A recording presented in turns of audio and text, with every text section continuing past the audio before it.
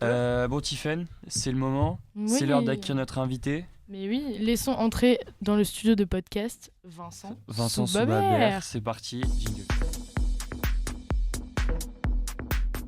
Bonjour Vincent. Bonjour. Bonjour. Merci de m'accueillir. Merci à toi. Merci à toi. Vincent, j'ai l'impression que ta présence tombe à pic, puisque hier, je crois que c'était la journée mondiale de la photographie. Et du coup, je veux pas spoil qui tu es, mais est-ce que tu pourrais te présenter? Ouais, bien sûr. Alors, je m'appelle Vincent Soubabert, je suis photographe sportif, voilà, depuis 1 an.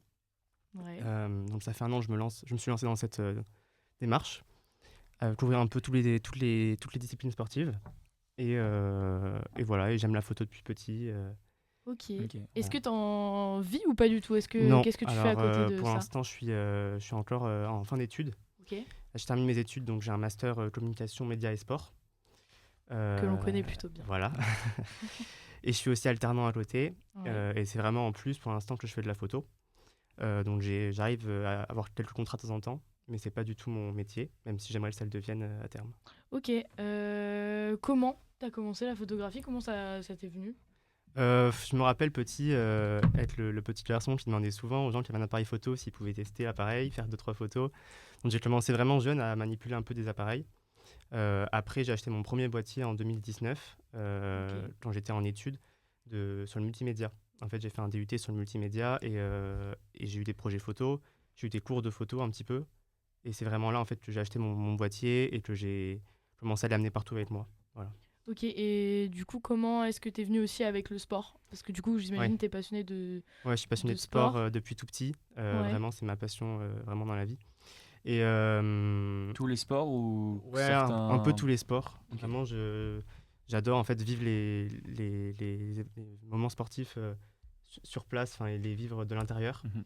Et en fait, c'était aussi un peu un moyen d'allier donc la passion pour la photo avec ma passion pour le sport. Donc voilà.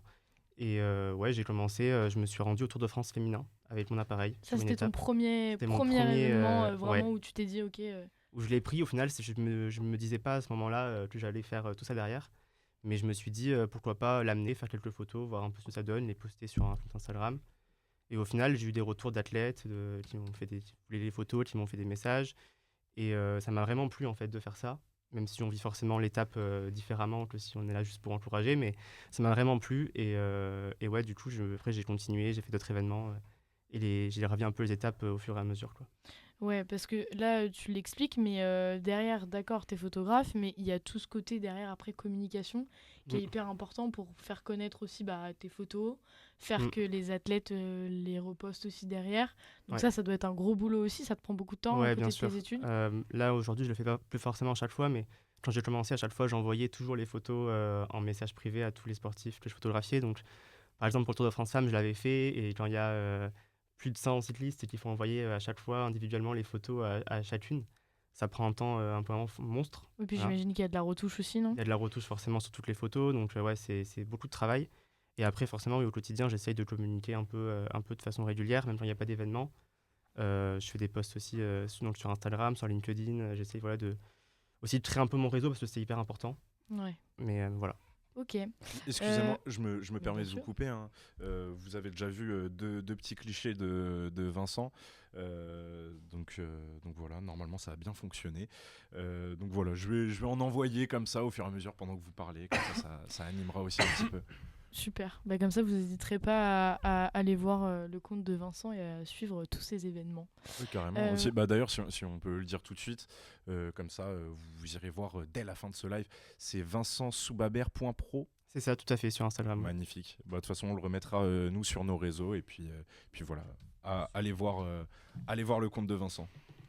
J'avais une petite question pour toi. Ouais. Donc en fait, toi, quels sont, en gros, pour faire découvrir un peu ton travail, quels sont les grands événements que tu as couverts? Enfin, comment tu as senti que ça partait un peu plus loin qu'une simple passion et que ça te prendrait, j'imagine, tous tes week-ends? Alors, j'ai couvert en tant que photographe accrédité pas mal de disciplines. Notamment, j'ai couvert de la Ligue 1. J'ai fait Ouais. 2 matchs de Ligue 1. Ok. J'ai fait pas mal de matchs de Ligue 2 et beaucoup de nationales aussi. J'ai fait aussi un match de Ligue des Champions féminine en football. Et après, j'ai fait d'autres sports. J'ai fait une Coupe du Monde d'escrime, j'ai fait une Coupe du Monde de VTT, j'ai fait les playoffs de basket, championnat de France. Ouais, t'es hyper varié quand J'ai même. fait du rugby aussi, les 6 nations femmes et les 6 nations U20. J'ai fait aussi du tennis, Du WTA volley à Strasbourg, aussi. du volley. J'ai une question là qui me vient comme Ouais. ça, en fait, quand tu énonces tous ces sports. Est-ce que c'est difficile de passer d'un sport à l'autre? Par exemple, le samedi, tu vas faire du volley, le Ouais. dimanche, tu es sur Paris-Roubaix. Est-ce Ouais. que tu as un temps d'adaptation, les premiers clichés sont pas bons, le matériel change? Qu'est-ce que tu peux... Le matériel, normalement, doit changer, parce Ok. que on La est plus ou vitesse. moins près. Ouais. Ouais, c'est vraiment différent. Après, c'est bien, moi je trouve ça super de pouvoir faire autant de choses différentes parce que forcément on gagne en polyvalence. Ouais. Après, est-ce que les premiers clichés sont ratés? Je sais pas, mais c'est sûr que j'ai beaucoup gagné, je pense, à aller faire un peu tout ça Ouais, et pas ok. de me restreindre que sur, par exemple, le foot comme certains font. Oui, t'as progressé quoi. Ouais, T'as j'ai vachement progressé vraiment en progressé. faisant ça, je pense, ouais. Ok, et ma question c'est, comment t'as réussi à te faire accréditer? Parce que j'imagine, je sais pas Vincent, mais est-ce que tu pars avec vraiment zéro réseau et voilà, ou alors t'as eu des petits filons qui t'ont permis de t'insérer dans ce monde-là, parce que c'est un monde qui est hyper fermé. Ouais. Une fois que t'y es, j'avoue que les portes sont peut-être bien ouvertes, mais comment t'as réussi? Non, les portes sont pas vraiment bien ouvertes parce que là encore aujourd'hui, voilà, j'ai beaucoup de gens qui me refusent. Voilà, Ouais. il faut le dire parce que les gens ne le voient pas forcément sur mes posts. Mais je demande de faire de la Ligue 1 régulièrement et c'est très difficile, sans carte de presse.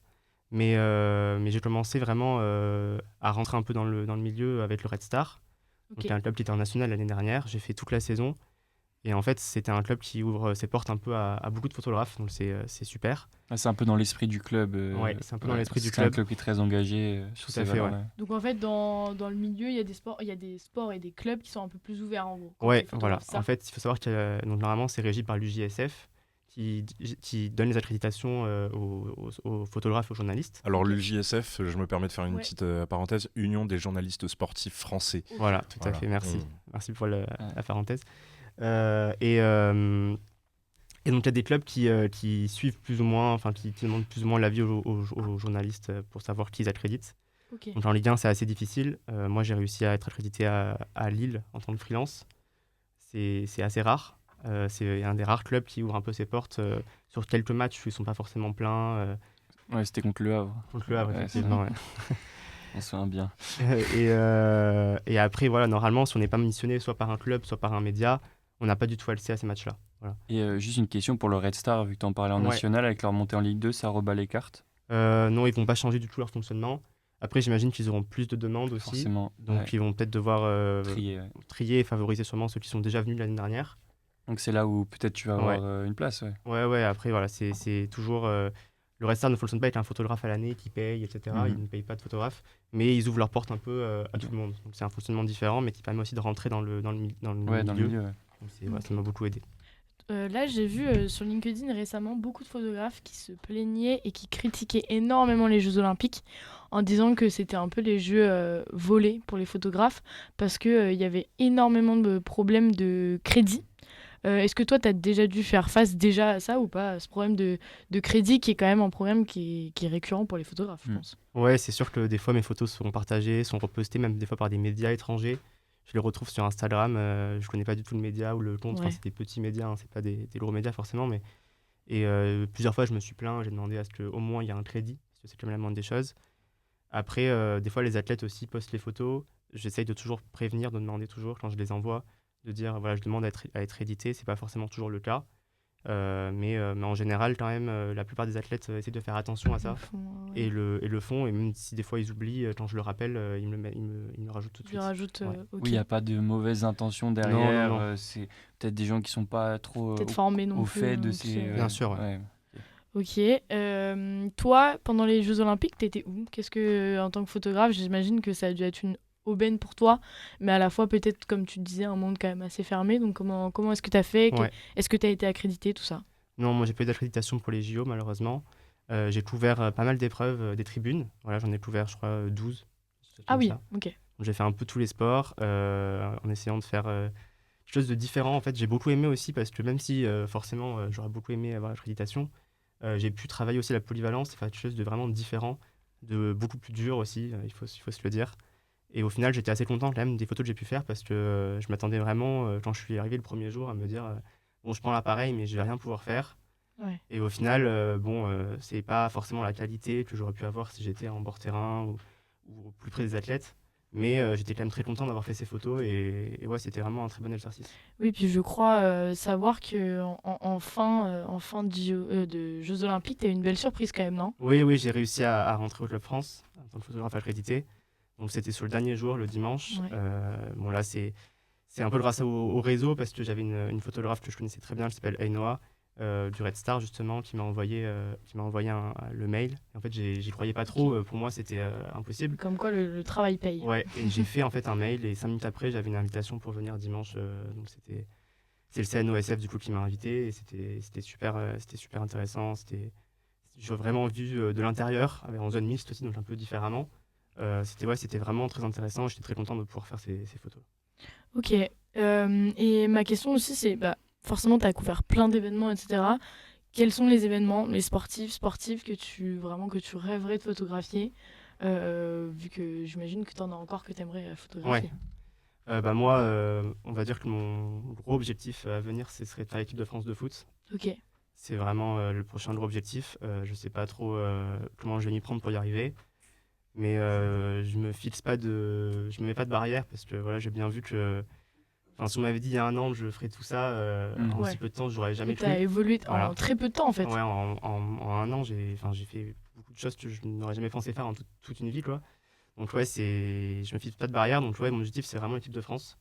Ok. Et puis après, j'aimerais bien aussi un jour travailler pour une équipe dans le Tour de France et le vivre de l'intérieur parce que je l'ai vécu un peu de l'extérieur, en famille, depuis plusieurs années. Et j'aimerais bien le vivre dans une équipe, au sein même, avec les coureurs, et faire ce travail-là de photographe pour une équipe, ce serait vraiment en vivre, quoi. Ouais. Vraiment Ouais, en vivre. ouais. En tout cas, on te souhaite plein de bonnes choses pour la suite. Et j'espère que ça a permis au chat aussi de voir un peu la réalité et le derrière de tous ces photographes qui galèrent pour avoir des accrèdes et qui sont pas toujours récompensés. Justement, on a eu des questions un petit peu de surprise dans le chat avec notamment Esther Lou 45 qui nous dit, qui nous demande, ça n'existe pas le droit de propriété de ces photos? Si, bien sûr, il y a un droit de propriété. Je suis propriétaire de toutes les images que je fais. Maintenant, est-ce que les gens le respectent? Ça, c'est une autre question. Exactement, ça c'est tout un contrôle que tu dois faire du coup tout seul. Ouais, toi-même quoi. Voilà, et puis il n'y a pas forcément de moyen de faire de faire appliquer ce droit-là. Il faut aller contacter un avocat si on veut aller plus loin. Mais c'est pas des choses que j'ai fait. Oui, t'es encore étudiant en plus, j'imagine. Donc voilà, c'est ça. Bon, tu t'engages là-dedans, c'est pas rentable, je pense. Non, c'est pas rentable. Et puis pareil, on a eu 2 autres questions avec Robinson du coup qui nous a demandé, toi, quel était ton meilleur souvenir en photographie?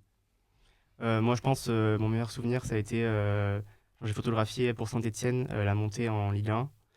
J'ai fait donc le match de barrage face à Metz. Ouais. Et en fait, j'ai jamais senti cette tension-là en bord terrain. C'était fou en fait, c'était indescriptible. On peut rappeler le scénario, il y avait eu victoire de Saint-Etienne après prolongation. Il y avait eu sur match aller Saint-Etienne qui s'était imposé 1-0. Ouais.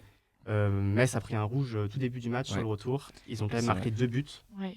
Et Saint-Etienne a été chercher une prolongation avant de s'imposer au bout du bout. C'était fou. C'était complètement fou. Il y avait énormément de tension. C'était la folie ce match. Et au-delà de ça, tu as pu faire de belles photos. Tu as pu bien immortaliser ce moment. Ouais, j'ai fait des photos forcément de toutes les émotions qu'il y avait dans le stade et sur le terrain. Donc c'était super. Quelle chance. En tout cas, il y avait une autre question. Une autre question peut-être, Théotime? Moi j'avais une question. C'est... Parce que tu as abordé le sujet de Saint-Etienne. Donc si je ne dis pas de bêtises, tu as eu aussi le droit à avoir un petit contrat ou un petit avantage de photographier le club et les joueurs. Ouais, bien sûr, j'ai travaillé à 2 reprises pour le club en tant que photographe freelance. Et d'ailleurs, je peux annoncer qu'il y aura un troisième match.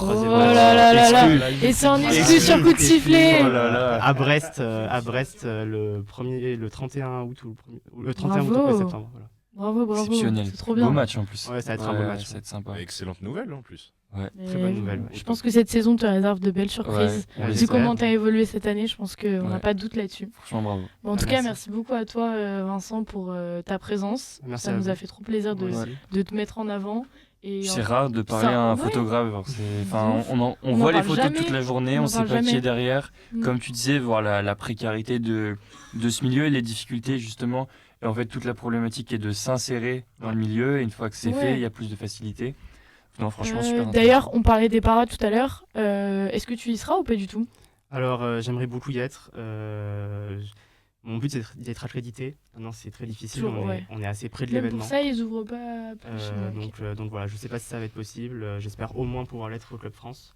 En tout cas, si quelqu'un nous entend et a des contacts au CNOSF ou au CIO directement. C'est lui. Le CPSF, du coup. Ouais, voilà ce que tu veux. C'est tout pareil. Franchement, tout pareil, c'est bon. Bon, en tout cas, merci beaucoup, Vincent, à toi. On va te laisser repartir avant de faire la conclusion avec ces deux joyeux lurons et Théotime derrière la vitre. Merci, Vincent. Merci à vous.